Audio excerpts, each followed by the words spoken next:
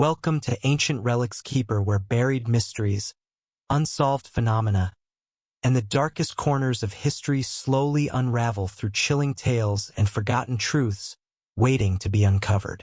Deep in the heart of Germany, where shadows cling to ancient trees, Wittenberg forest whispers secrets that chill the soul. At night, when the world falls silent, unearthly screams tear through the darkness, cries that no one can explain, yet no one can ignore. These are the haunting echoes of the night, a phenomenon that has gripped the imagination and fear of those who dare to speak of it. Let's step into the forest's embrace and unravel the mystery of these bone-chilling sounds. The story begins in a place that feels like it was born from a nightmare. Wittenberg Forest, nestled near the historic town of Wittenberg in Germany, is a sprawling expanse of gnarled oaks and twisted pines, its roots sinking deep into a past soaked in mystery. For centuries, since at least the 1200s, locals have known this place not just as a forest but as a living legend, a realm where the veil between worlds feels thin. Its name, White Mountain, comes from the ghostly mists that swirl through the trees, wrapping them in a pale shroud that seems to glow under the moonlight. To the people of Wittenberg, this name is no mere description, it's a warning, a whisper of something unnatural that lingers in the air. The forest has stood for so long that it feels eternal, its presence etched into the bones of the land, its stories passed down through generations like a curse no one can escape. Those who live nearby speak of it in hushed tones, their eyes darting to the tree line as if the forest itself might be listening. And at night, when the screams begin, it's easy to believe it is. No one who has heard the screams of Wittenberg Forest ever forgets them. They're not the cries of a wounded animal or the wail of the windthyree, something else, something that claws at the edges of your sanity. Locals describe the sounds as human-like, yet impossibly distorted, as if a voice were being stretched and torn apart by forces unseen. Imagine a scream that starts as a woman's desperate cry but warps into a guttural, otherworldly howl, echoing through the trees until it feels like it's coming from inside your own skull. Some say it's a single voice, others swear it's a chorus, a cacophony of anguish that rises and falls like a twisted symphony. The screams carry a weight, a raw emotion that makes your heart race and your skin prickle, as if the sound itself is alive and aware of you. They're not just loud, invasive, burrowing into your thoughts and leaving you shaken long after they fade. To hear them is to feel, for a moment, that you've brushed against something you were never meant to know. The screams have a rhythm, a pattern that only adds to their terror. They come only after midnight, when the forest is cloaked in darkness so thick it feels like a physical presence. Never before the clock strikes 12, and never lasting past the first hint of dawn, they erupt without warning, shattering the stillness of the night. By sunrise, they're gone, leaving no Tricino footprints, no broken branches, nothing to suggest they ever existed. It's as if the forest swallows the evidence, guarding its secrets with a jealousy that feels almost human. Those who've camped in the forest, hoping to catch the source, say the silence before the screams is oppressive, like the air itself is holding its breath, waiting for something to break free. When the cries finally come, they seem to ripple through the trees, moving from one end of the forest to the other, never staying in one place long enough to be tracked. It's this fleeting, elusive quality that makes them so maddening. How can something so loud, so visceral, leave no mark? There's more to the screams than just their sound. Those who've heard them speak of a physical sensation, a bone-chilling cold that sweeps through the forest the moment the cries begin. It's not the kind of cold you'd expect from a winter night. It's deeper, more unnatural, like the touch of something dead brushing against your skin.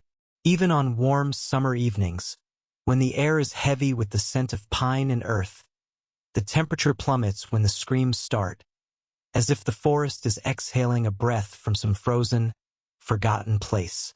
People wrap their jackets tighter, but the cold seems to seep into their bones, making their teeth chatter and their hands tremble. Some say it's the presence of spirits, their icy essence leaking into the world of the living. Others believe it's the forest itself, radiating a warning to those who linger too long. Whatever the cause, this cold is a companion to the screams, a reminder that you're not just hearing something, you're re-experiencing it. The screams don't just sound tortured, they carry meaning, or so some claim. A few braver, foolish souls who've listened closely swear the cries form words, fragments of pleas or curses in a language no one can quite place. "Help me?" one man claimed to hear, the words slurred and stretched until they barely sounded human. Another woman, a linguist who visited the forest in the 1980s, said she caught snippets of Latin, a tongue dead for centuries, woven into the screams like a prayer gone wrong. Others insist the words are older, from a time before written history, a dialect spoken by people who worship things that should have stayed buried. Not everyone hears the same thing, and some hear nothing but raw agony. But the stories persist, whispered in taverns and around campfires. The idea that the screams might be trying to communicate, to tell a story or deliver a warning, is enough to make even the skeptics pause. What could be so desperate, so trapped, that it screams across centuries to be heard? The forest adds its own layer of terror to the phenomenon. When the screams begin, the natural world falls eerily silent. No owls hoot, no foxes rustle through the underbrush, no crickets chirp. It's as if every living thing in Wittenberg Forest knows something the human intruders don't, and they're hiding, waiting for the danger to pass. This absence of sound is almost as unsettling as the screams themselves, creating a void that amplifies every crack of a twig or rustle of leaves. Those who've been in the forest at night describe the sensation as suffocating, like the forest is watching, judging, deciding whether you're worthy to leave. The animal's silence feels like a betrayal, a sign that even the creatures of the wild fear whatever force is behind the screams. It's a reminder that in Wittenberg Forest, humans are not the ones in control. The forest is, and it has its own rules. Technology, for all its power, fails in the face of the screams. Countless researchers, paranormal investigators, and curious thrill seekers have tried to capture the sounds on tape, only to be met with frustration. Microphones pick up nothing but static, cameras glitch and shut off, and phones die without warning, their batteries drained in minutes. One investigator, a man named Klaus Weber, set up an array of high-sensitivity recorders in 2003, determined to prove the screams were a natural phenomenon.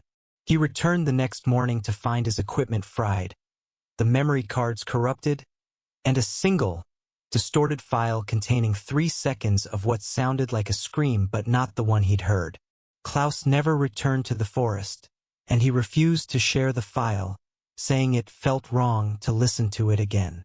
These failures only deepen the mystery, suggesting that the screams are not just a sound but a force, something that resists being pinned down or explained. The screams don't stay in one place, and that's what makes them so terrifyingly unpredictable. One night, they might erupt from the northern edge of the forest, near the old stone bridge that locals avoid. The next, they'll come from the heart of the woods, where the trees grow so dense that sunlight barely reaches the ground. They move like a living thing, darting through the forest, sometimes circling listeners as if toying with them.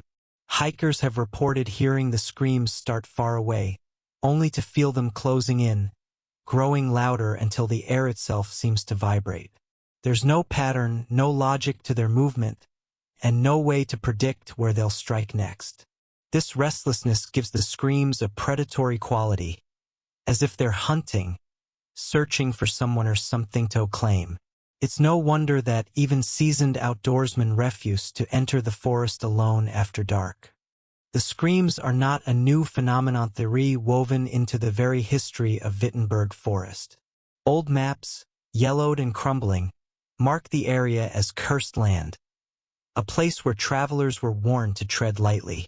A 14th century manuscript, found in a monastery near Wittenberg, describes the forest as a place where the air weeps, a phrase that sends shivers down the spine.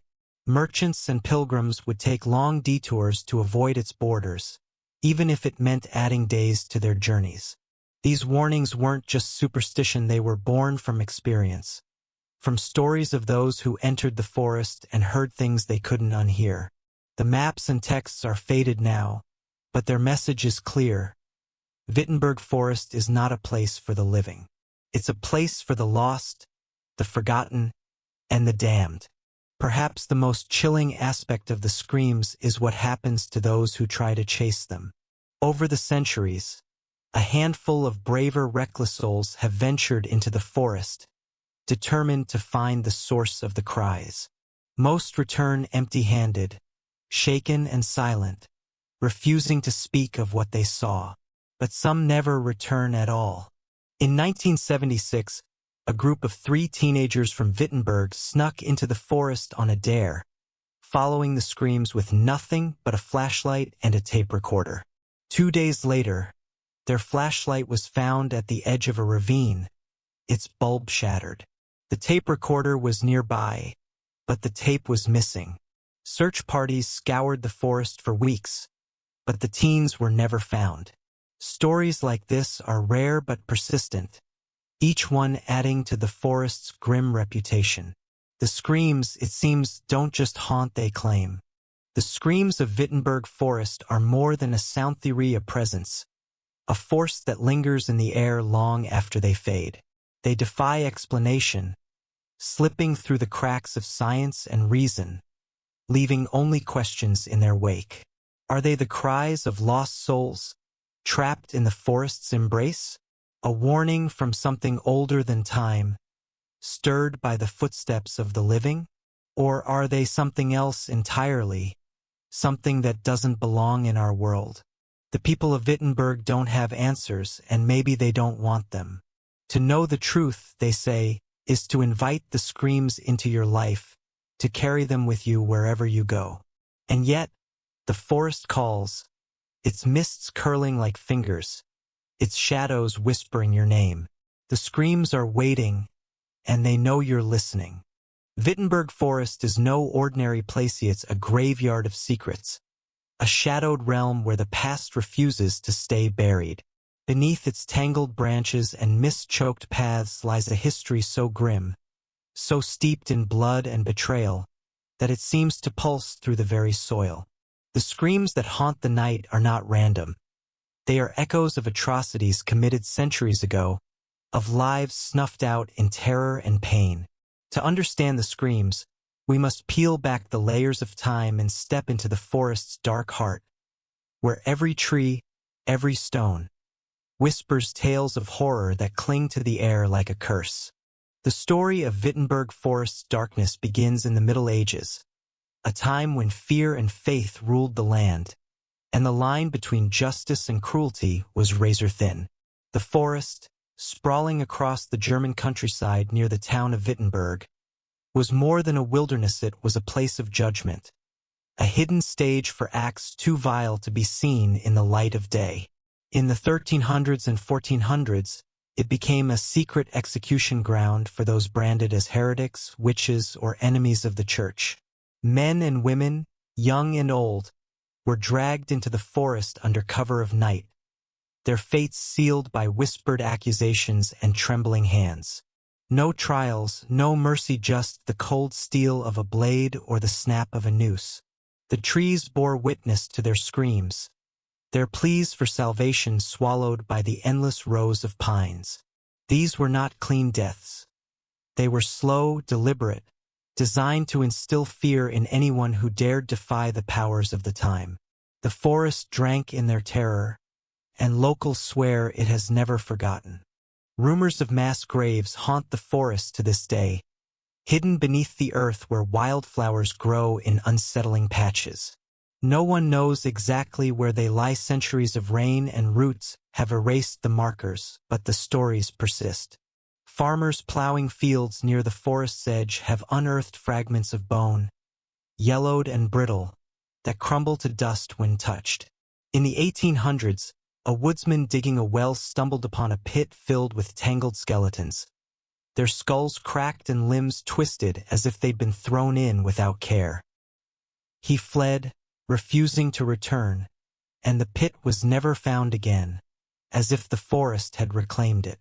Some say these graves are the source of the screams, the restless dead crying out for justice, their voices trapped in the soil. Others believe the graves are cursed, that disturbing them invites the wrath of whatever lingers in the forest. Either way, the idea of countless bodies lying just beneath the surface, their stories untold, casts a shadow over every step you take. The forest's reputation as a place of horror was cemented in a 15th century chronicle, a weathered tome kept in a Wittenberg monastery.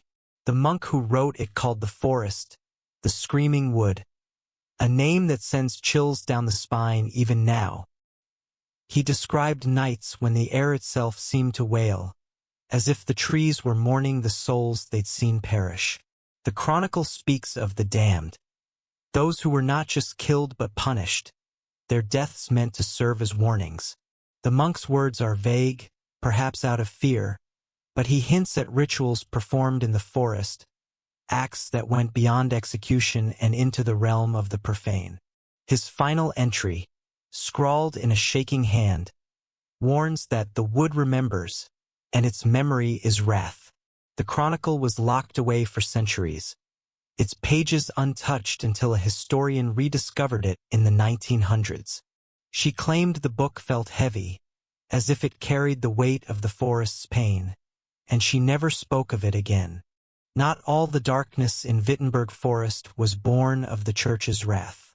Long before the witch hunts, the forest was home to a cult, a shadowy group that worshipped forces older than Christianity. They called themselves the Children of the Root, believing the forest was a living god, its roots stretching into a realm of power beyond human understanding. Their rituals were bloody, involving sacrifices of animals. Some say humans whose blood was poured onto the earth to feed the forest's hunger. The cult built altars of stone, crude but enduring, hidden deep in the forest where the trees grow thickest. These altars still stand, covered in moss and vines, their surfaces stained with marks that look too much like dried blood. Hikers who stumble upon them report a sudden sense of dread, a feeling of being watched by eyes they cannot see. The cult vanished centuries ago, their fate unknown, but their presence lingers. Some believe the screams are their victims, still bound to the altars, their souls screaming for release. The altars are more than relics theory, a testament to the forest's power. They're scattered across the forest in no clear pattern, as if placed by a mind that defies logic. Some are small, barely knee-high, while others loom like tables for giants, their edges worn smooth by time. Carvings adorn their surfaces, spirals, eyes, and symbols no scholar can decipher. A few brave souls have tried to photograph them, but the images come out blurred, as if the altars refuse to be captured. Locals avoid them, warning that standing too close makes your ears ring with a faint, high-pitched wail, like the echo of a scream. One story tells of a man who touched an altar on a dare, only to collapse, babbling about hands in the dark, pulling him down. He died days later, his eyes wide with terror, muttering about the forest calling his name. The altars are a reminder that the forest is not just a place it's a force, one that demands respect and punishes those who defy it. The trees themselves are part of the forest's dark history, and they carry its scars. Locals believe the souls of those who died in Wittenberg Forest didn't simply vanish, they were absorbed into the trees, their essence trapped in the bark and branches. The oldest oaks, with their gnarled limbs and hollow trunks, seem to watch you as you pass, their knots resembling eyes that follow your every move. Some say the trees scream at night, there would creaking and groaning as if trying to speak. A logger in the 1700s, hired to clear a section of the forest, fled after his axe struck a tree and it bled a thick, red sap that smelled of iron and decay. He claimed the tree screamed, a sound so human it haunted him until his death. The story spread, and no one has dared to cut the trees since. The forest protects its own, and those who harm it pay a price. The forest's history is not just local laureates documented in fragments that hint at its terror. A knight's diary, found in a crumbling castle near Wittenberg, offers a glimpse into the forest's past. Written in the 1400s, it describes a journey through the forest that left the knight shaken. He wrote of wails of the damned, sounds that seemed to come from the ground itself, as if the earth were crying out. The knight, a hardened warrior, admitted to praying for the first time in years, convinced he'd wandered into a place where God's light didn't reach. His diary ends abruptly, the final page torn, as if he'd stopped writing in a hurry. No one knows what became of him, but his words echo the fear that still grips those who enter the forest. The diary is now kept in a museum under glass, but curators say it feels cold to the touch, even in a heated room. The forest's darkness deepened during the Black Death, when fear turned neighbors into enemies and the line between life and death blurred. In the mid-1300s, as the plague ravaged Europe, Wittenberg Forest became a place of exile. Those suspected of carrying the disease were driven into the woods, left to die without food or shelter. The forest swallowed them, their cries mingling with the wind. Some say the plague left more than bodies behind it left spirits, vengeful and restless, who haunt the forest still. Villagers at the time spoke of plague ghosts, pale figures seen wandering the forest's edge, their mouths open in silent screams. Even now, hikers report seeing shapes in the mist, fleeting and formless, that vanish when approached. The Black Death may have ended, but its shadow lingers, woven into the forest's tapestry of terror. The trees bear more than just the souls of the dead, they carry marks of the forest's occult past. Scattered across the forest are carvings, etched into the bark of ancient trees, that no one can fully explain. Some are simple crosses, circles, or names long forgotten. Others are more complex, depicting figures with too many limbs or faces with no eyes. These carvings are old, their edges softened by time, but they feel alive, as if they pulse with the forest's energy. A folklorist who studied them in the 1990s claimed they were linked to the children of the root, symbols meant to bind spirits to the forest. She stopped her research abruptly, saying the carvings watched her back. Locals avoid the marked trees, believing they're gateways to something dark, something that screams to be let out. Touching them, they say, brings nightmares, visions of blood and fire that linger for weeks. The forest's darkest chapter may be a massacre that lives only in whispers. In the early 1500s, a village near Wittenberg vanished overnight. Homes were found empty, their doors swinging open, meals left untouched on tables. The villagers, nearly 100 souls, were never seen again, but rumors pointed to the forest. Some say they were lured into the woods by a strange light, others that they were driven there by fear of a coming war. A single survivor, a child found wandering the forest's edge, spoke of screams that ate the sky before falling silent forever. No bodies were found, no graves uncovered, but the forest seemed to change after that night.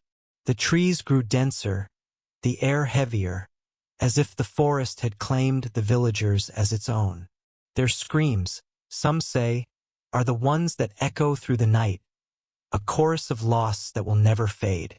Wittenberg Forest is more than a place, it's a keeper of secrets, a witness to centuries of pain and horror. Its history is written in blood, carved into stone, and whispered by the wind. The executions, the cult, the plague, The massacre, all of them have left their mark, turning the forest into a living monument to the dead. The screams that haunt its nights are not just sounds theory stories, cries from a past that refuses to rest. To walk through Wittenberg Forest is to walk through time, to feel the weight of every life lost, every soul trapped. The trees know, the stones remember, and the air carries their pain. The forest is alive with its history, and it wants you to listen. But be careful, some secrets are better left buried, and some screams are meant to stay unheard.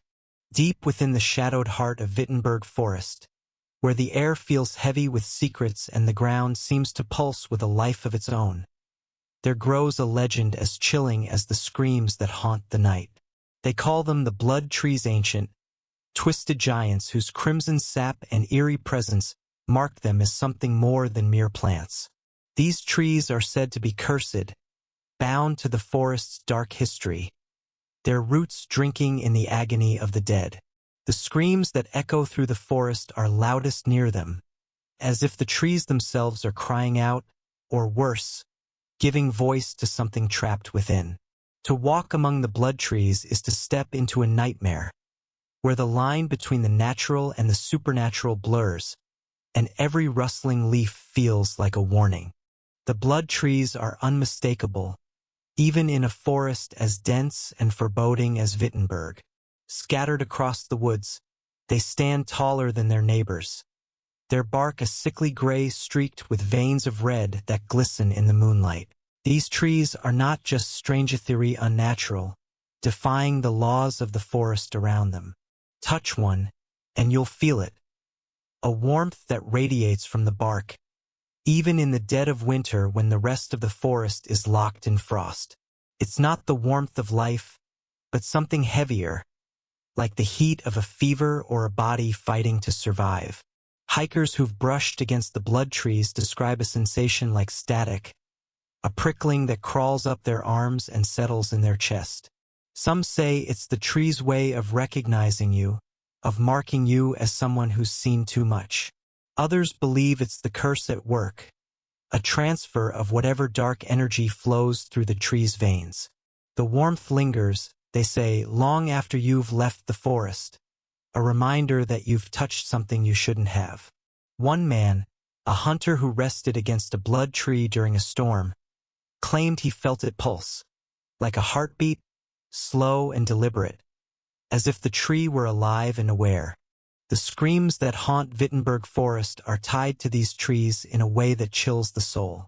On nights when the cries are loudest, they seem to radiate from the groves where the blood trees grow thickest, their branches swaying as if stirred by an unseen wind. Locals avoid these areas, calling them the screaming groves, places where the air feels wrong, heavy with a pressure that makes your ears pop. A farmer who strayed too close in the 1970s said the screams were so intense they drove him to his knees. Not just sounds, but a force that pressed against his mind. He described them as coming from the trees themselves, as if the bark were splitting to release the cries. The screams, he said, weren't just human, they were layered. A chorus of voices, young and old, male and female, all woven together in a tapestry of pain.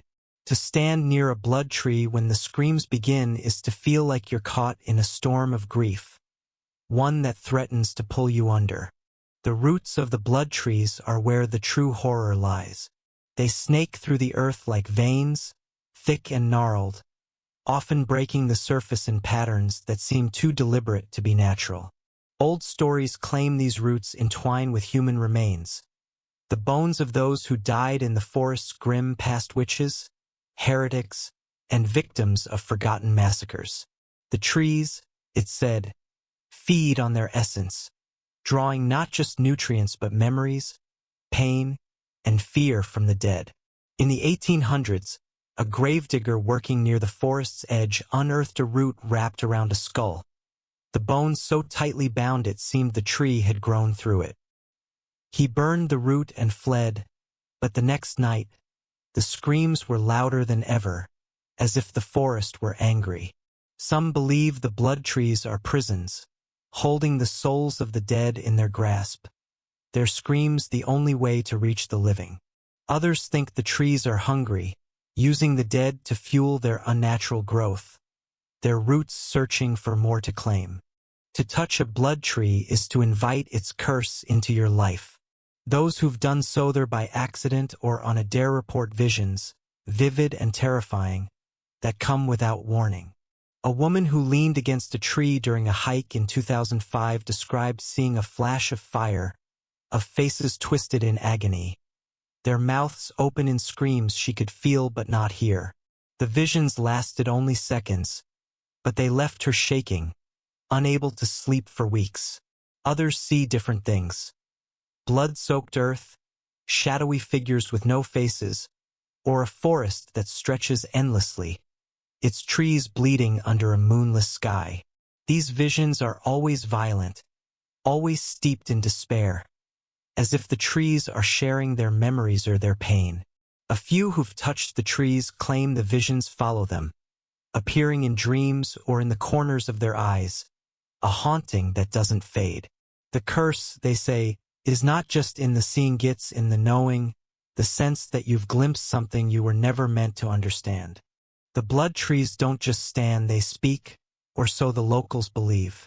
On quiet nights, when the screams are silent, some hear whispers coming from the groves, faint and fleeting, like voices carried on the wind.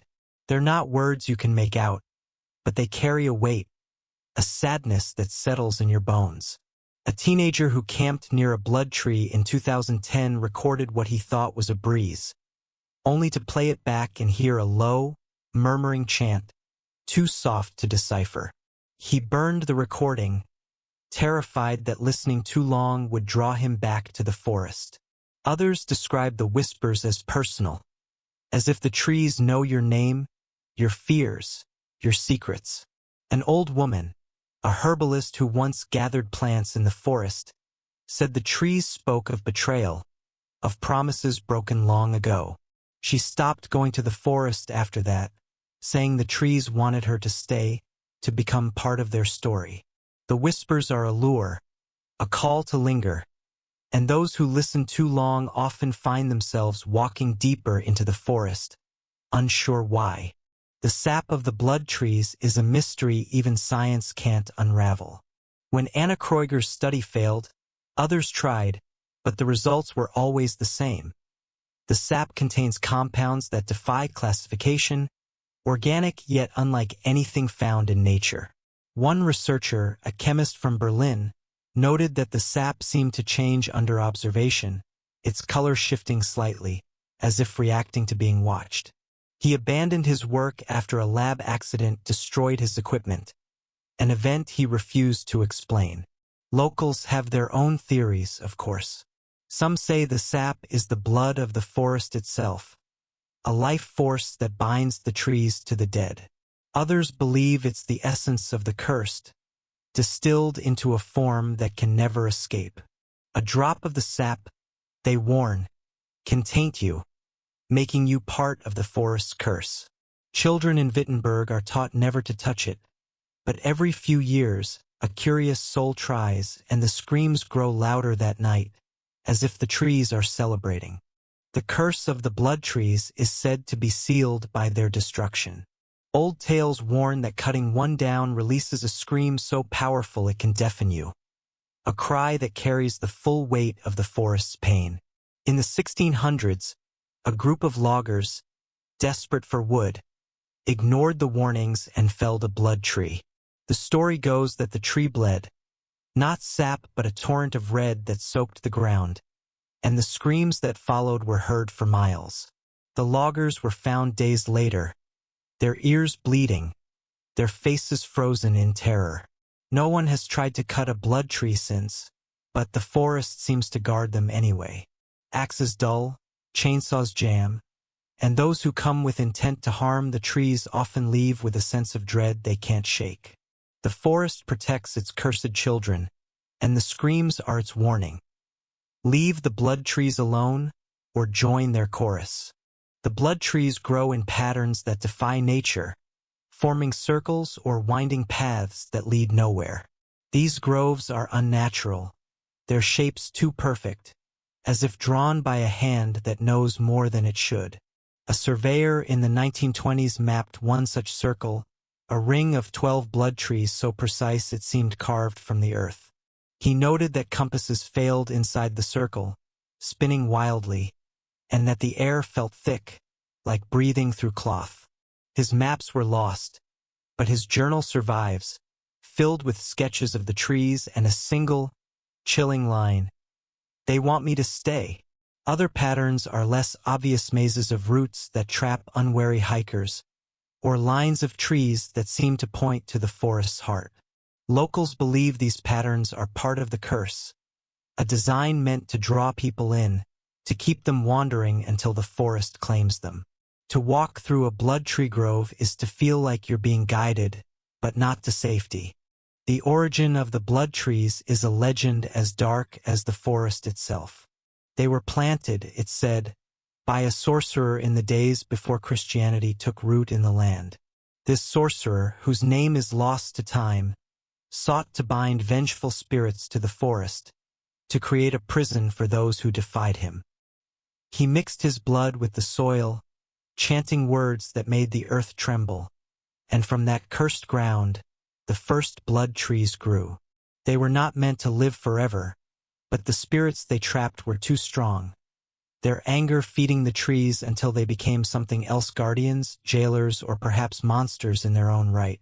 The sorcerer vanished, but his legacy endures, in the trees that bleed, in the screams that echo, in the curse that claims anyone who comes too close.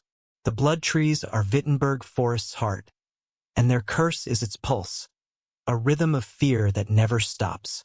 The blood trees are more than a legend theory, a warning, a testament to the forest's power to hold onto its pain. Their sap, their warmth, their whispers, their screams all speak of a curse that binds the living to the dead, the past to the present. To stand among them is to feel the weight of centuries, to hear the cries of those who came before, to know that the forest is watching. The screams are their voice, their story, their rage, and the blood trees are their keepers. Walk carefully in Wittenberg Forest, for the curse is alive, and it knows you're there. Picture this. You're alone in Wittenberg Forest, the moon barely a sliver in the sky, and the trees around you feel like they're closing in. Then it starts a scream, sharp and raw, slicing through the night. You freeze, heart pounding, because that scream isn't just a sound. It's a call, and something out there is waiting for you to answer. Locals call it the phantom caller, a shadow that haunts the forest, its cries luring the unwary into a darkness from which there's no return. This isn't just a ghost story. It's a warning, whispered by those who've seen it and lived, about a presence that knows your name and wants you to follow. Step into the forest with me, and let's uncover the truth behind the phantom caller. A figure so chilling it makes the screams of Wittenberg feel like a personal invitation to doom. You don't always see the phantom caller, but when you do, it's a sight that burns into your memory. Witnesses, hunters, hikers, kids on dares describe a figure at the edge of their vision, just before the screams tear through the night. It's tall, too tall, with limbs that seem to bend wrong, like a puppet strung by invisible hands. Its outline is hazy, like smoke caught in moonlight, but it moves with purpose, gliding between the trees. Some say it wears a cloak, tattered and black, trailing behind like a living shadow. Others swear it's naked, its form so gaunt it looks starved, ribs jutting under skin that's too pale, too thin. No one agrees on the details, but they all say one thing. It's there, watching, right before the screams begin. A woman who saw it in 2012, a photographer named Lena, said it stood at the edge of a clearing, motionless, until she blinked and it was gone. Her photos from that night were blank, every frame black, as if the forest had swallowed the light. The face or lack of one is what haunts people most. Those who've gotten close enough, though few live to tell, say the phantom caller has no face at all. Where eyes and a mouth should be, there's just a blur, a smudge of darkness that seems to writhe, like something trapped under the surface. A man named Hans, a forester in the 1980s, claimed he saw it up close during a patrol. He said the blur wasn't empty, it was alive, swirling with shapes that looked like faces, all screaming silently. He dropped his lantern and ran, the screams chasing him until he collapsed at the forest's edge. Hans quit his job the next day, moved to a city far away, but he never slept with the lights off again. The facelessness makes the caller more than a ghost. It's a void, a thing that shouldn't exist, yet it stands there, staring without eyes, calling without a voice. To see it is to feel like you've looked into something that's already seen you, and it's not letting go. The phantom caller doesn't just scream, it pulls you in, like a hook sunk deep in your soul. Those who've seen it describe a feeling, sudden and overwhelming, like a voice inside their head urging them to follow. It's not a choice, they say it's a need, like thirst or hunger that drowns out reason. A teenager, Marcus, who wandered into the forest in 2006, said it felt like his legs moved on their own, step after step, toward where the screams were loudest. He didn't want to go, but he couldn't stop, as if the caller was pulling strings he couldn't see. His friends found him hours later, curled up in a clearing, muttering about a shadow that knew him. The urge to follow is strongest when you're alone, when the forest's silence presses against you, and the screams feel like they're meant for you. Some resist, but it takes everything they have. Others aren't so lucky. They walk into the trees, and the forest swallows them whole. The phantom caller's origins are tied to a story so old it's more myth than history. They say it was born from a mage, a man who lived in Wittenberg forest centuries ago, back when the world was wilder, darker. This mage, whose name no one dares speak, was obsessed with death not ending it, but crossing it. He wanted to talk to the dead, to bring back his lost love, a woman taken by plague. But his rituals went wrong. He didn't just open a door to the afterlife, tore a hole, a rift that let something else through. The mage vanished, but the thing he summoned didn't. It became the phantom caller, a creature of neither life nor death, bound to the forest and hungry for company. The screams, they say, are its way of finishing what the mage started, pulling souls through the rift to join it in whatever lies beyond. The story's old, but it feels true, especially when you're standing in the forest, and the screams sound like they're calling you home. The screams themselves are the caller's greatest weapon, and they're not random. They mimic voices, your mother's, your friends', your own, twisting them into something broken and desperate. A woman named Clara, who camped in the forest in 2019, heard her sister's voice screaming her name, even though her sister lived hundreds of miles away. The sound was so real, so raw. She ran toward it, flashlight shaking in her hand, only to find nothing but trees. The screams shifted, becoming her own voice, begging for help, and that's when she saw the caller, a shadow at the edge of her light. She turned and ran, the screams following until she reached the road. Clara said the worst part wasn't the sound, it was the feeling that the voice knew her, knew what would make her run. The phantom caller doesn't just scream to scare you. It screams to break you, to make you believe the only way out is to follow. Footprints are the caller's calling card, proof it's more than a trick of the mind. After a night of screams, you might find them bare, human-like, pressed into the dirt near where the cries were loudest. They're deep, as if something heavy stood there, but they stop abruptly, like the walker vanished into thin air. By morning, they're gone, smoothed over by some unseen hand, leaving you to wonder if you imagine them. A ranger named Tomas found a set in 1995, a trail of prints leading to a clearing where the screams had kept him awake. He followed them, heart in his throat, until they ended at a tree with no branches, just a stump that looked too smooth, too carved. He swore the prints were fresh, the dirt still crumbling, but when he went back with a camera, the clearing was empty, no prints, no stump. The footprints are a message, a sign the caller was there, watching, waiting for you to take the bait. The phantom caller doesn't just want your fear, it feeds on it, growing stronger with every racing heartbeat. Locals say the screams get louder, more frequent when people talk about the forest, when fear spreads like wildfire. In 2003, a documentary crew came to Wittenberg, interviewing locals about the screams. The night after their first shoot, the screams were deafening, shaking windows in the town a mile away. The crew left, their footage corrupted, their faces pale. An old man, a storyteller who'd warned them, said the caller thrives on attention, on the dread it stirs. It's why some refused to speak its name, calling it the shadow or the voice instead. The more you fear it, the closer it gets. It screams sharper, its shadow darker. To face the caller is to give it power, but to ignore it is to invite its wrath. There's no winning, only surviving, and not everyone does. Offerings are the forest's strange tradition, a desperate attempt to appease the caller. You'll find them at the forest's edge, flowers tied with string, animal bones arranged in circles, letters scrawled with apologies or pleas. They appear overnight, left by those who've heard the screams and want to keep the caller at bay.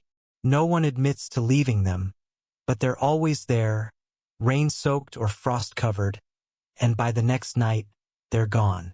A girl who left a locket in 2010, hoping to quiet the screams that followed her home, said she found it days later, miles away, its chain twisted into a knot. The offerings don't always work, sometimes the screams get worse, as if the caller is insulted by the gesture. But the ritual continues, a silent pact between the town and the forest, a way to say, leave us be. The offerings are a reminder. The phantom caller is real, and it's always hungry. The phantom caller only shows itself on the darkest nights, when the moon is hidden, and the forest feels like a void. Moonless nights are when the screams are sharpest, when the air feels thick with something you can't name. Locals lock their doors, draw their curtains, and pray the screams stay in the forest. A boy who snuck out on such a night in 2017 saw the caller, a shape that seemed to soak up the starlight, standing just beyond his flashlight's beam. He said it didn't move, didn't chase, but its presence was enough to make him drop his light and run. The flashlight was found the next day, its lens cracked, but the boy was unharmed physically, at least. He doesn't talk about it, but his mother says he checks the moon's phase before leaving the house. The caller's love for darkness makes it more than a ghost. It's a creature of the night, a thing that thrives where light can't reach, and on those moonless nights, it's at its strongest. The worst part? The phantom caller knows you. Not just your name, but your heart, your pain, your secrets. Survivors say the screams feel personal, like they're tailored to you. A man named Paul, who heard the screams in 1998, said they sounded like his father, who died years before, calling him to the forest. The voice begged, pleaded, then turned angry, accusing Paul of forgetting him. Paul didn't follow, but he said the screams followed him, echoing in his dreams for months. Others hear their own voices, or those of people they've lost, twisted into something cruel. The caller doesn't just scream, it invades, digging into your mind, pulling out what hurts most. That's why some believe it's not just a spirit but something older, something that sees you as prey. To hear your name in the screams is to know you've been chosen, and the phantom caller doesn't let go easily. The phantom caller is Wittenberg Forest's darkest secret, a presence that turns the screams into something personal, something alive. It's not just a ghost or a legend, it's a hunter, a thing that knows you better than you know yourself. Its screams are a lure, its shadow a trap, its footprints a promise that it's close. The forest is its home, but it's not bound there. It watches, it waits, and when it calls, it's calling you. The phantom caller is the reason the screams of Wittenberg Forest aren't just a story. They're a summons, and answering it means stepping into a darkness you might never escape. Step into Wittenberg Forest on a night when the full moon hangs heavy in the sky, casting silver light through tangled branches, and you might feel a pull, a whisper, a sense that something is watching from beyond the trees. Deep in the heart of this ancient wood lies a secret so strange, so unsettling, that even the bravest souls speak of it in hushed tones.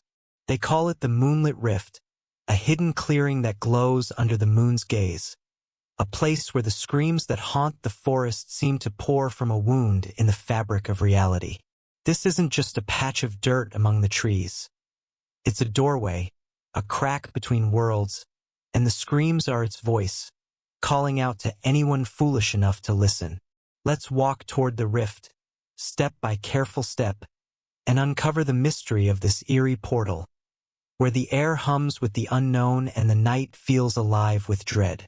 The Moonlit Rift is not a place you stumble upon by chance. It reveals itself, or so the stories go.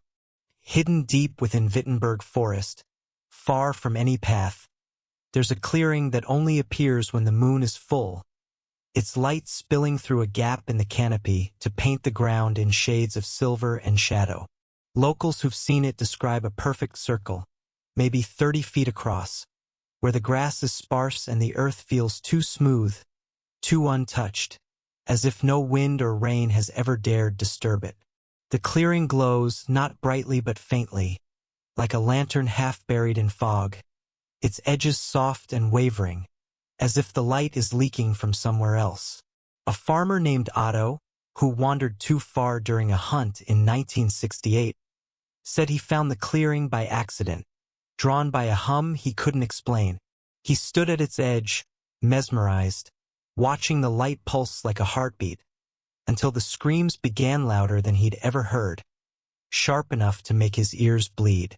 Otto ran, but he swore the clearing followed him, its glow lingering in his eyes for days.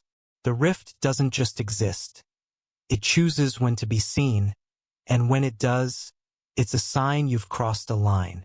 The screams are the rift's heart, its reason for being. They don't just echo around the clearing, they pour from it, like water from a broken dam, flooding the forest with a sound that's both human and impossibly alien. Those who've stood near the rift when the screams begin say it's not like hearing them from afar. The cries are layered, a chorus of voices, some weeping, some raging, some whispering words you can't quite catch. A hiker named Elise, who camped near the clearing in 2015, said the screams felt like they were inside her, vibrating in her chest, her bones, her thoughts. She described a moment when the cries seemed to pause, as if waiting for her to answer, before erupting again, louder, angrier, as if she'd failed some test.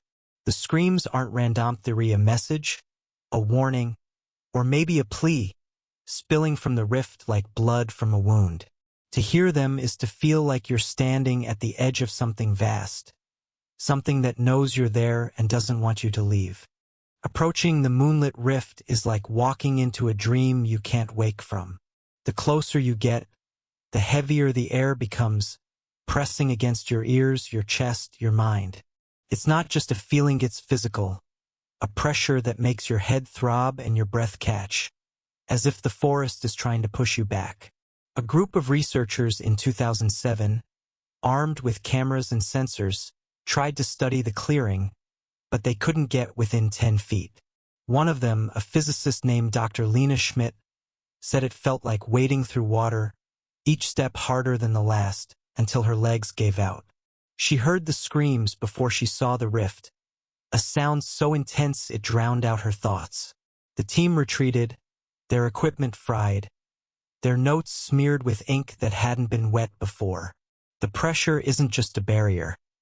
It's a warning, a sign that the rift is alive, aware, and not meant for the living. Those who push through say the air changes, growing sharp with a scent they can't place, something ancient and wrong. The rift isn't just a place, it's a window, and what lies beyond is anyone's guess. Those who've stood at its edge report strange lights flickering within the clearing, like fireflies caught in a storm. But these lights don't move like anything natural. They dart and weave, forming shapes that almost look like figures, faces, hands pressing against a glass you can't see. A boy named Jonas, who saw the rift during a full moon in 1993, said the lights shaped themselves into a woman's face, her mouth open in a scream, before dissolving into sparks. He ran, but the image stayed with him, haunting his dreams until he left Wittenberg for good. Others see different things: children running, shadows twisting, or eyes that stare back, unblinking, from the heart of the glow. The lights aren't just beautiful. They're hypnotic, drawing you closer, making you want to step into the rift, even as the screams beg you to turn back. They're a lure, a promise of answers, but the cost of reaching them is one no one survived to tell. The air around the moonlit rift carries a scent that clings to you, a mix of decay and something sharper, like lightning after a storm. It's not overpowering, but it's there, settling in your throat, making your skin crawl. A local herbalist, Frau Marta, who ventured near the clearing in the 1980s, said the smell reminded her of old graves, of earth turned over after centuries, but with a tang that felt alive, electric. She brought back a handful of dirt from the clearing's edge, hoping to study it, but by morning, the dirt was gone, her jar empty, the lid still sealed. The scent lingers on those who've been near the rift, faint but persistent, a reminder of where they've been. Some say it's the breath of whatever lives beyond the rift, a trace of a world that's not ours. Others believe it's the forest itself, marking you, claiming you so the rift can find you again. Time doesn't work right near the moonlit rift, and that's what makes it so terrifying. Those who've been close say hours slip away in minutes, or minutes stretch into hours, leaving them disoriented, lost in their own minds.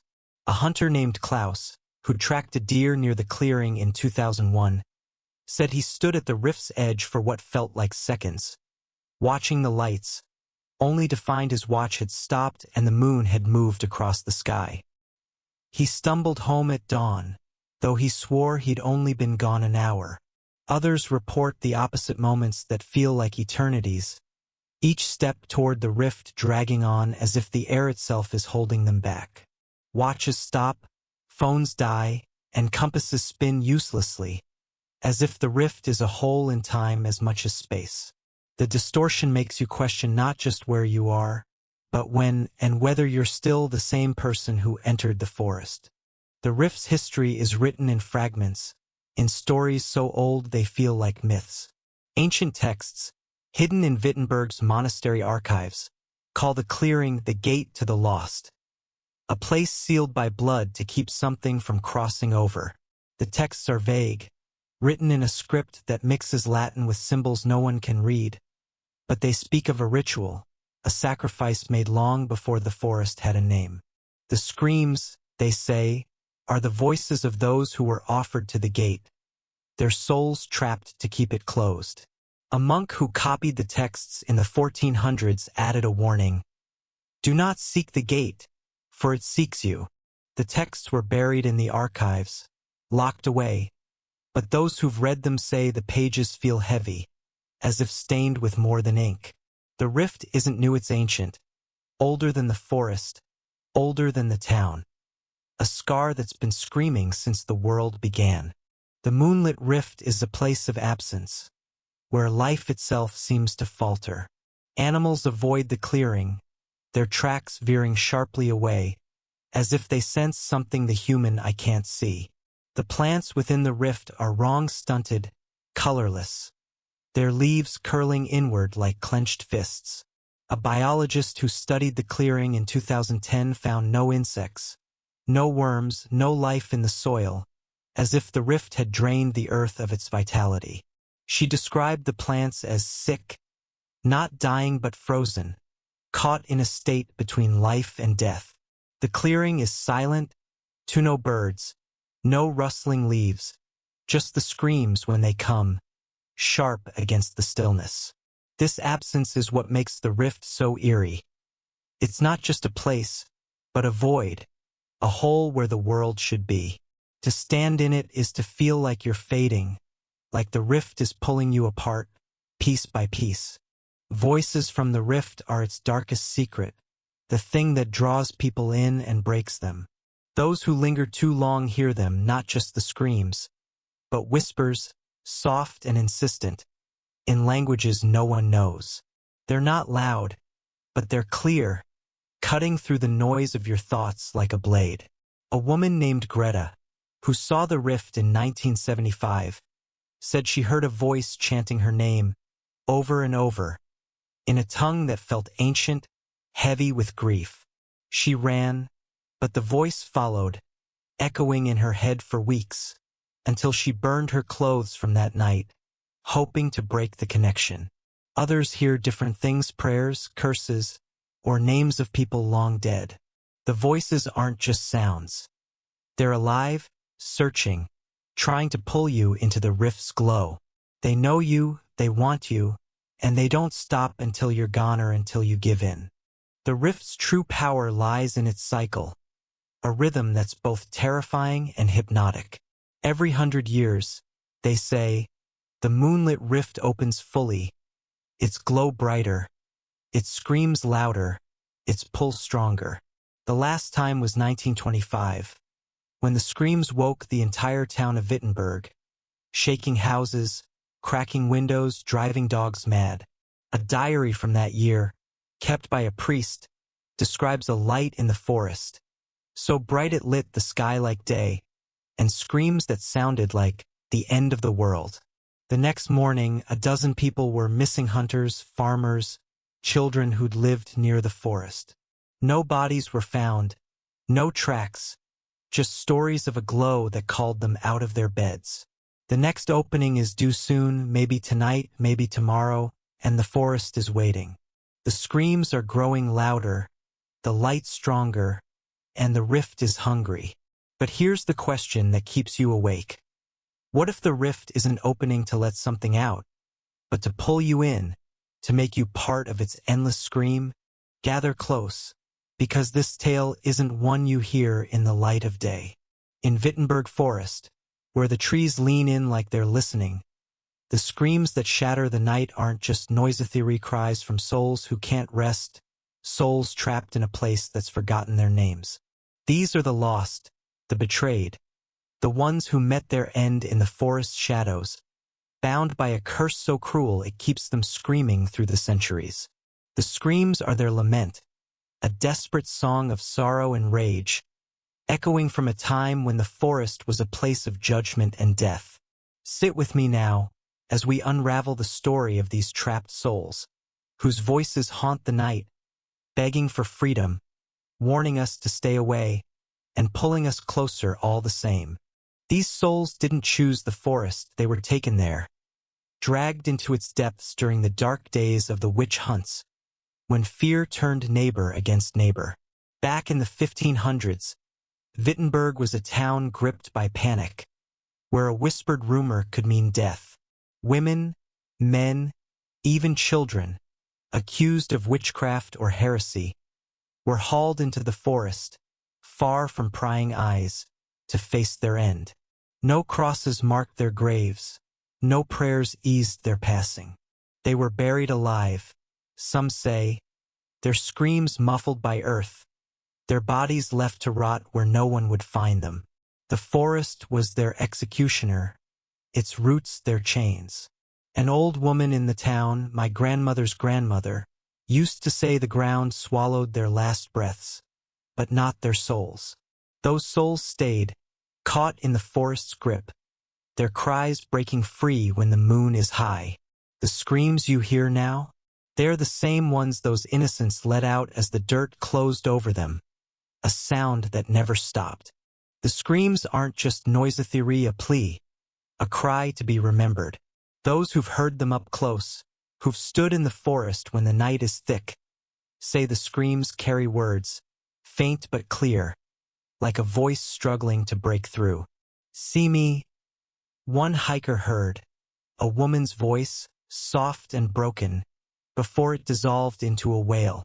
Another, a man who lost his way in 1990, swore he heard a child crying, "Don't forget," over and over, until the words became a scream. These aren't just sounds. They're messages, carved from pain so deep it's etched into the forest itself. The souls want their stories told, their names spoken, their deaths avenged. But who can answer them? The town has moved on. The witch hunts are history, and the forest keeps its secrets. Yet the screams persist, louder some nights, softer others, as if the souls are trying, still trying, to reach someone who'll listen. You can see them sometimes if you're brave or foolish enough to look. Ghostly apparitions, faint as mist, drift through the forest near where the screams are loudest. They're not clear, not like in stories where ghosts wear flowing robes. These are shadows, outlines of people, women with tangled hair, men with bowed heads, children clutching invisible hands. A hunter named Friedrich, who saw one in 1985, said it was a girl, no older than 10, standing under a tree, her form flickering like a candle in the wind.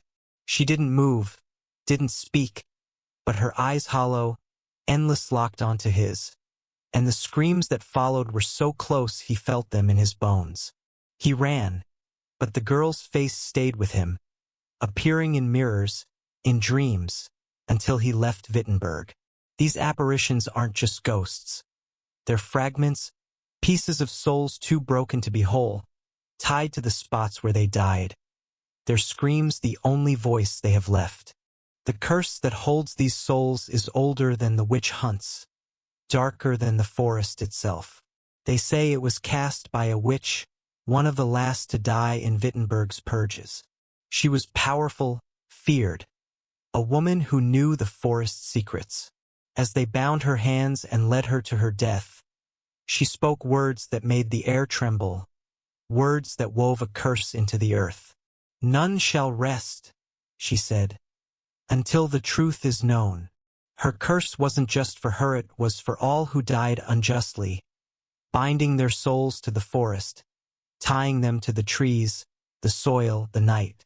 The screams are the curse's echo, a reminder that the forest is a prison, and the souls are its captives. An old book in the town's church, hidden in a locked chest, mentions her name Agatha, but no one dares speak it, for fear the curse will turn on them. Her power lingers, and the screams are her legacy, a chain that holds the dead and taunts the living. The screams aren't just a cry for help, they're a warning, sharp and urgent, meant to keep you away. Those who've heard them say there's an edge to the sound, a push, like a hand on your chest telling you to run. A camper named Lisa, who stayed in the forest in 2010, said the screams started soft, almost sad, but grew angry when she didn't move, as if the souls were shouting, "Go!" She packed her tent and left, but the screams followed her to the forest's edge, fading only when she reached the road. The warning isn't just for strangers, locals feel it too. An old man who fished near the forest said the screams once saved him, waking him when a tree fell where he'd been standing. The souls, he said, don't want more company. They want the living to stay out, to leave the forest to its dead. But the warning is a trap, too, because to hear it is to know the forest, and once you know it, it doesn't let you go. The forest doesn't like its secrets disturbed, and the souls make sure of that. Leave something behind, a cross, a letter, a stone to mark your path, and you'll find it moved, broken, or gone by morning. A woman named Clara, who left a rosary in the forest in 2005, hoping to quiet the screams, found it the next day, its beads scattered in a perfect circle, as if placed by careful hands. She burned the beads, but the screams were louder that night, as if she'd angered the souls. Others have tried leaving notes, pleas for the screams to stop, only to find their words rewritten, the paper stained with marks like tears. A boy who carved his initials into a tree in 1998 said the tree wept sap, thick and black, and the screams that night were his name, over and over, until he begged forgiveness. The souls guard the forest, their screams a barrier, a way to keep their pain untouched, their curse unbroken. The screams grow wild when the forest is angry, and nothing stirs its wrath like a storm. When thunder rolls and lightning cracks, the screams rise to a fever pitch, as if the souls draw power from the chaos. A storm in 1973 woke the town of Wittenberg. The screams so loud they drowned out the wind, shaking houses, making children cry.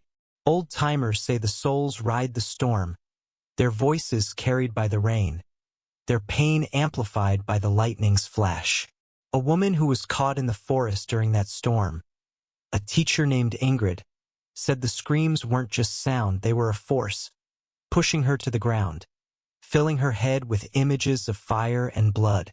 She made it out, but she never spoke again, her eyes always searching the sky for clouds. The storms are when the souls are strongest, when the curse burns brightest, when the forest feels most alive with their rage.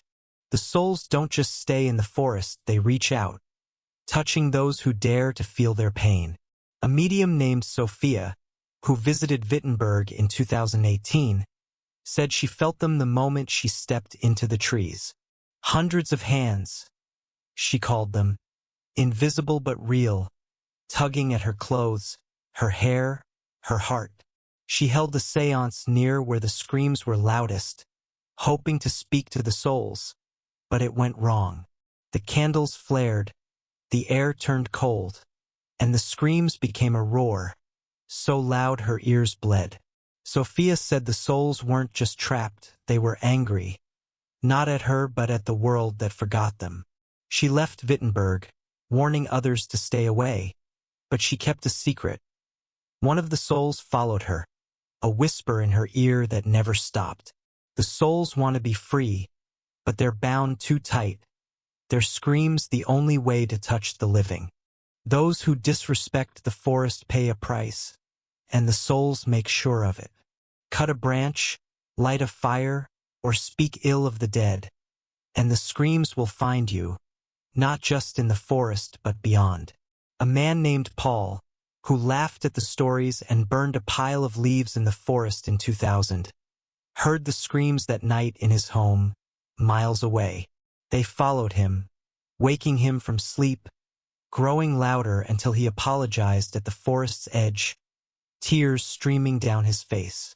Others have seen apparitions outside the forest, faint figures at their windows, eyes hollow, mouths open in silent screams. A girl who stole a stone from the forest in 2012 said she saw a woman in her room, standing at the foot of her bed, until she returned the stone. The souls don't forgive easily, and their screams are a reminder. The forest is theirs, and you're just a guest. There's a way to free the souls, or so the old stories say, but it's not a path anyone takes lightly. A ritual, passed down in whispers, calls for entering the forest at midnight, under a full moon, with a candle lit by a flame that's never touched the ground. You must walk to the heart of the forest, where the screams are loudest, and speak the names of the dead, everyone you can find, until the screams stop. But no one knows all the names, and the forest doesn't help. A priest tried it in 1850, armed with church records and faith, but he never came back. His candle was found, still burning, its wax stained red. The ritual is a hope, a dream, but it's also a trap, because to try it is to face the souls, to hear their screams up close, to risk joining them. The curse holds them tight, and the forest guards its prisoners, It screams a wall no one's broken. The souls are trapped, their lament eternal, and the forest sings their song every night. Listen, the wind in Wittenberg Forest isn't just air moving through leaves, it's a breath, a sigh, a voice that carries centuries of pain. This forest isn't just a place. It's alive, a creature of bark and root, of shadow and scream, its memory woven into every twisted branch and crumbling stone.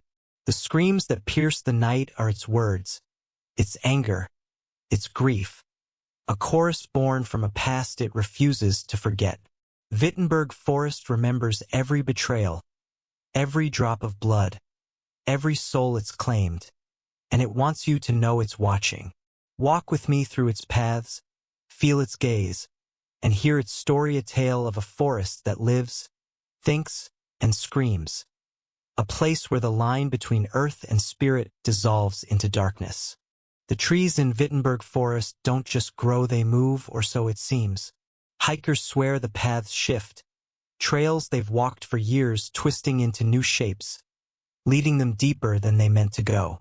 A man named Eric, a guide who knew the forest like his own home, got lost in 1997, his map useless as the trees seemed to lean closer, blocking the way back.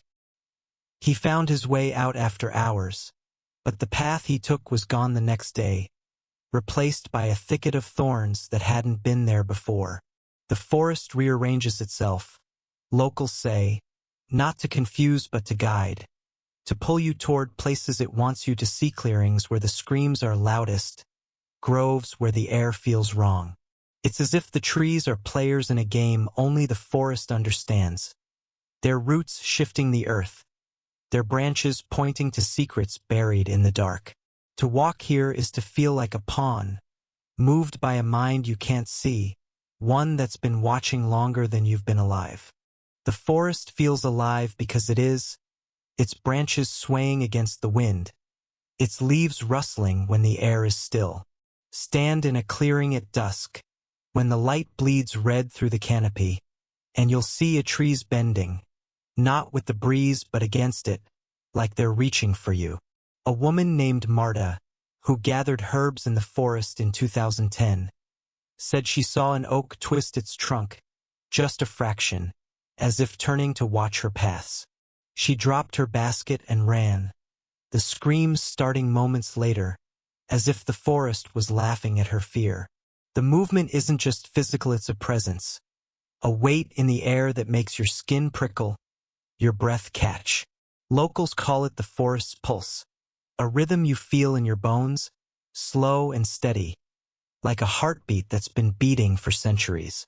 The trees aren't just wood, they're limbs of something vast, something that knows you're there and doesn't always want you to leave. The screams are the forest's voice, and they roar when it's threatened.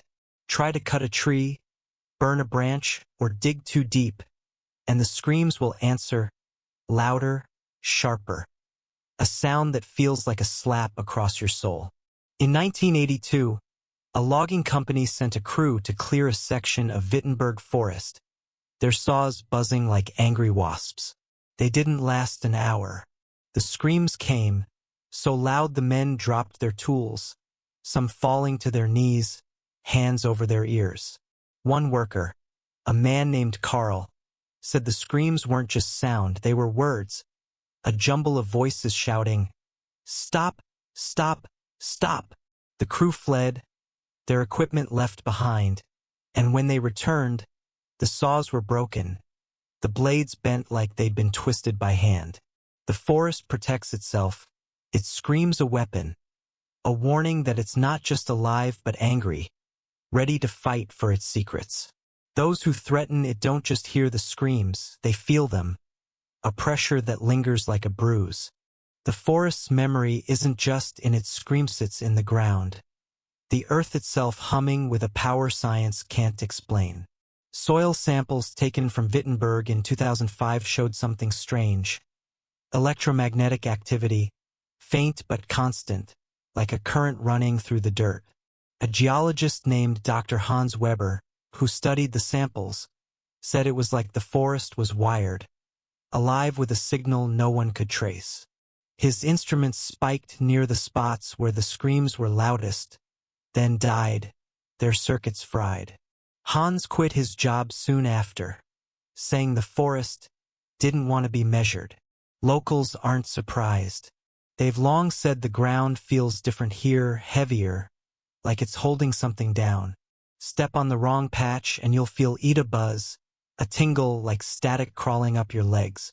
The forest's memory is electric, alive, and it doesn't like being disturbed. The air in Wittenberg Forest carries that memory, too. A tingling sensation that brushes your skin like a ghost's touch. Walk through the trees at night, when the screams are near, and you'll feel it prickling on your arms, your neck, a feeling that's not quite cold, not quite warm, but alive. A teenager named Lena, who camped in the forest in 2013, said it was like walking through a spiderweb you couldn't see. The air clinging to her, tugging at her clothes. She heard the screams that night, closer than she'd ever imagined, and the tingling became a burn, sharp enough to make her cry out. The sensation faded when she left, but it came back in dreams, a reminder of where she'd been. Locals call it the forest's breath, a sign that it's aware of you, measuring you, deciding whether you're a threat or a guest. The air isn't just air, it's the forest's way of touching you, of marking you as part of its story. The forest has always been a guardian, or so the old tales say. Long before Wittenberg was a town, the forest stood as a sentinel, protecting secrets older than the hills. Stories passed down through generations speak of a time when the forest was revered, a place where shamans and seers came to speak with spirits. But something changed: betrayal, bloodshed. A wrong so great it turned the forest's purpose dark. A storyteller in the 1800s, a woman named Greta, said the forest was cursed to remember. Its role no longer to protect but to punish, to hold the world accountable for its sins. The screams are its judgment, a reminder of what was done, a call to those who walk its paths to bear witness. The forest doesn't forgive, and its memory is a chain, binding the past to the present, the living to the dead. The screams don't just echo, they tell a story, a tale of betrayal and loss woven into the forest's voice. Listen closely, and you might hear it. Fragments of lives cut short, of promises broken, of trust shattered. A man named Johann, who lived near the forest in the 1970s, said the screams sometimes formed a rhythm, like a song, each cry a note in a melody of pain. He heard names, places, moments, a woman's plea for her child, a man's curse against his betrayer, all jumbled together, as if the forest was replaying its memories. Johann wrote them down, filling notebooks with words he didn't understand, until the screams stopped coming to him. He burned the notebooks, afraid of what they meant, but the forest didn't forget. The screams are its diary, its record, and to hear them is to read a page, to know a piece of a story that's too big, too old, for any one person to hold. The forest's memory doesn't just live in the waking world, it invades your dreams. Those who sleep in Wittenberg Forest, even for a night, wake with stories they can't explain. They dream of being buried alive, dirt filling their mouths, roots wrapping their limbs, while the screams ring in their ears. A camper named Sophie, who stayed in the forest in 2016, said she dreamed of a woman with no face, standing over her, whispering, "You're mine." She woke to find scratches on her arms, thin lines like roots drawn in blood. Others dream of fire, of crowds with torches, of running through trees that grab at them. The dreams aren't random, they're the forest's memories, shared with those who dare to close their eyes in its embrace. They linger, following you home, making you check the shadows, wondering if the forest is still inside you. The forest rejects those who try to tame it, spitting out their tools and their plans. Technology fails here, as if the forest knows it's being probed. Compasses spin, their needles dancing like they're lost in a storm. Drones crash, their cameras capturing nothing but static, their frames found tangled in branches that shouldn't have reached them. A surveyor in 2009, trying to map the forest's heart, watched his GPS flicker and die, his screen showing coordinates that didn't exist. He heard the screams that night, closer than ever, and left his equipment behind, never returning. The forest doesn't want to be known, doesn't want its secrets pinned down. Its memory is its own, guarded by screams that drive away the curious, the greedy, the foolish. To try to control it is to invite its wrath, to hear its voice in ways you'll never forget. The forest chooses who hears its screams, and that's the most terrifying truth of all. Not everyone who enters Wittenberg Forest hears them, even on the darkest nights. Some walk through, oblivious, while others are stopped in their tracks, the screams so loud they feel like they'll shatter. A woman named Anna, who visited in 2018, said she heard nothing, but her friend, walking beside her, fell to her knees, sobbing, as the screams filled her head. Anna saw nothing, felt nothing, but her friend never recovered, moving away, refusing to speak of that night. Locals say the forest picks its witnesses, marking those it wants to carry its story, to bear its pain. Why it chooses some and not others, no one knows.